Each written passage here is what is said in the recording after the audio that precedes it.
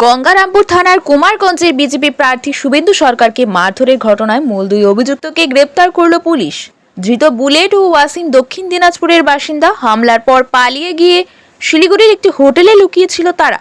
সূত্রের ভিত্তিতে মাটিগাড়া থানার সহযোগিতায় মঙ্গলবার তাদের গ্রেপ্তার করা হয়।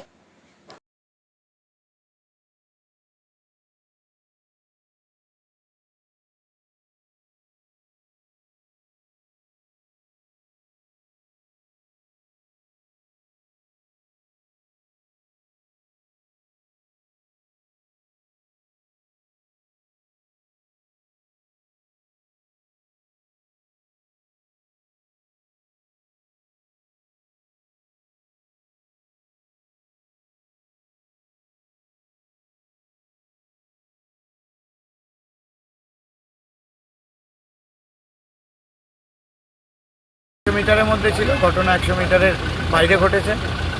প্ল্যানফুলি ওরা করেছে। গলিটা সরু ছিল, যেখানে একবার ঢুকে গেলে বেরিয়ে আসা খুব মুশকিল। সেখানে কি ভোট লুট হতে পারে এরকম সম্ভাবনা মনে করছেন?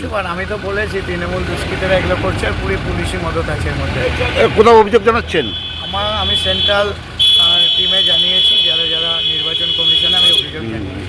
কিন্তু কেন্দ্র বাহিনী যারা রয়েছে, যারা কুইক অ্যাকশন রয়েছে, তারা কি এসছে? আমি এখনো দেখা পাইনি, কিন্তু এই যে দেখতে পাচ্ছেন লোকাল থানার পুলিশেরা যাচ্ছে। এখন এতক্ষণে যাচ্ছে, দাঁড়িয়ে আছে, ওরা যাচ্ছে, এদের কাজই হচ্ছে। মানে ঘটনা ঘটে যাওয়ার পর অনেক পরে আগুনে বাড়ি পুড়ে যাবে, তারপরে এরা জল নিয়ে যাবে। তো এটাকে কি মনে করছেন? এটা পুরোপুরি ব্যর্থতা তিনি এখানকার প্রশাসনের।